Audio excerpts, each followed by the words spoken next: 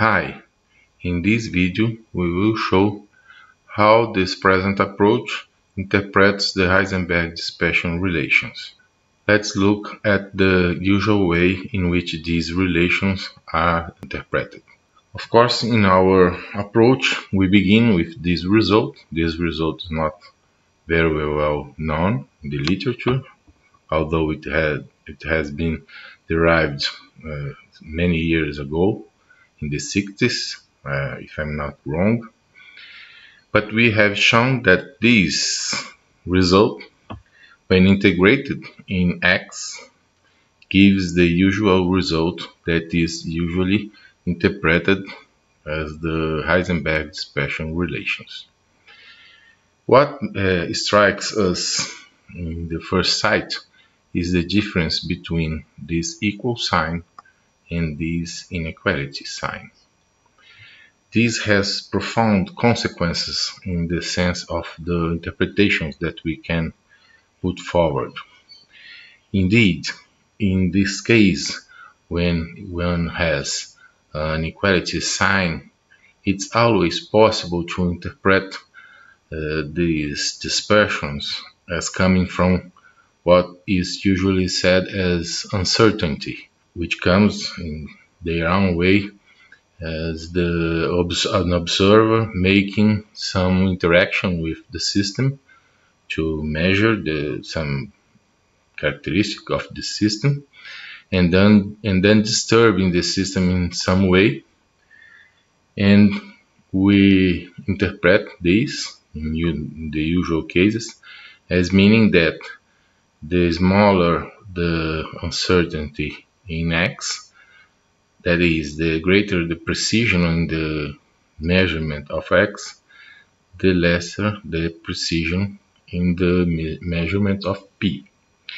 And this is the importance of the inequality sign here is, of course, observers may observe the system in very different ways. We can, for instance, observe the harmonic oscillator system using a very accurate laser, etc. And we may observe it or interact with it using a stick. Of course, we cannot have the same results, measurement results, with these two kinds of experimental setups. But when you interpret these relations using the inequality sign, of course, you can accommodate these two experiments by saying that if you use the accurate laser to make this experiment and highly accurate experiment, you will have results that are very close to h bar over 2. But if you make the experiments using the sticks, you have a result that's much bigger than h bar over 2. And this is why the inequality sign is very important. But there is a problem with this interpretation. The problem is that the equality sign blocks this interpretation. And this is so even in the usual approach, because even if you have an inequality sign in this relation, for each pure state, I assuming here the harmonic oscillator, but it's only an example, it's valid for any quantum mechanical system. If you have a pure state, you won't have, in any case, you won't have an inequality sign, but an equal sign. And if you try to bring the interpretation that you used for the inequality sign to this one, you will get very unusual results. For instance, now with the equality sign, if you make the experiment using the very accurate laser for the state n equal to 1, for instance, and you make the same experiment but now using the stick, Now you must get the same result. And this is very easy to understand because the variables of the observer are not in the Schrödinger equation. So the results that come from the Schrödinger equation cannot depend upon these variables. So you can change the variables related to observers without changing the results that come from the Schrödinger equation. And this is the problem here. So both this equality sign and this one block the usual interpretation in terms of observers and uncertainties. But how the present interpretation gives the meaning of this relation or this one, much better this, or even this one. The present interpretation says that this is the signature of the fluctuations of the, in this case, pure state that is being considered. Of course, for each state, that is in this case for each n, we will have different fluctuation behavior given by, in this case, the quantum number. And this is the way we interpret this Heisenberg dispersion relation. But we can say a little more. This interpretation in terms of observers and measurements and other things we call extrinsic because it depends on an interpretation term that is extrinsic, that is outside the system, the observer. And instead of this extrinsic interpretation, we have the intrinsic interpretation, which is ours, that take recourse to no element outside the system. The fluctuations, this Heisenberg relation, just mean the way by which the system is random.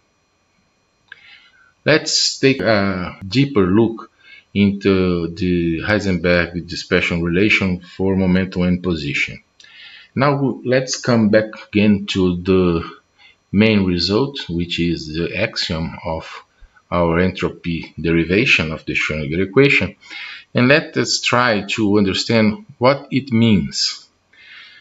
To do that, let's show here an image that we have already shown, which represents in this side Bohm's contour lines for the first excited state for the harmonic oscillator, and in this side we are representing the contour lines for the constant energy for the probability density function on phase space. We have already said something about that. But what is important here is the result that close to the point at which the fluctuations are bigger, what we have is just a small change in x represents a very large change in p. This is just a change in p, while this one is just a change in x. And this happens close to the fluctuation. The same thing happens to Bohm's approach, of course, the two figures are almost identical. And this is because the fluctuation behavior of the first excited state of the harmonic oscillator is given by this expression. This can be analytically derived. What this means? This means that when we are close to x equal to 0, any change in x will represent a large change in delta p. Instead of that, of course, if we have to get this relation has to be obeyed always. We know that delta x in this same situation will be just x squared plus 1 plus x squared in units of h bar, something like that. I think that we have 1/4 here. In any case, what we want to show is that for small changes in x, delta x will be very small, while delta p will be very high. And this is what translates this situation that we show here. Of course, when we are apart from the origin, where the fluctuations are higher and for this state, things get very usual for the harmonic oscillator. In fact, if you superimpose the phase space picture of the classical harmonic oscillator, you will have just an ellipse of this kind here. Okay, so it's very easy to interpret the Heisenberg momentum and position relations by means of just an internal property of the system instead of some external element, for instance, an observer making this to happen. We may also interpret the energy and time Heisenberg relation. We have this equation here, again with an equality sign. In this case, it's a little bit different from the momentum and position, because we have delta t as a parameter. We cannot assume that we have some sort of uncertainty in the parameter time. Being a parameter, it has no uncertainty. Of course, we all know that usual textbooks take a lot of pain to change this delta t by some sort of characteristic time of the quantum mechanical system. Well, we can interpret this very easily in this approach. We again bring the graphic of some realizations of our random quantum mechanical system, and we know that for this type of measurements, that is ensemble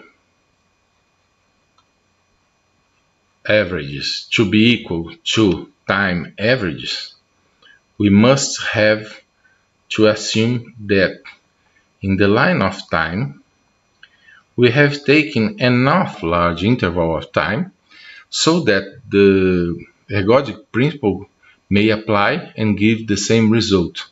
So what this expression here represents in the present interpretation is that for a fluctuation time window delta t that is connected to the way the system fluctuates in the energy, we may have the validity of the ergodic principle. Of course, it's very interesting to observe that the higher the way by which the system fluctuates in the energy, the lesser the time it will take to be equivalent to the ensemble approach. This is easy to understand because if the energy fluctuates in a very strong way, we expect that the time window that we will need to make the system fill the sample space, its sample space will be lower. And this is the way we interpret this energy and time Heisenberg relation. In any case, both cases, we are interpreting these relations in terms of internal structure of the system and not in terms of some element outside it. And this is why we call this interpretation an intrinsic interpretation of quantum mechanics. Well, this is what we would like to say in this video.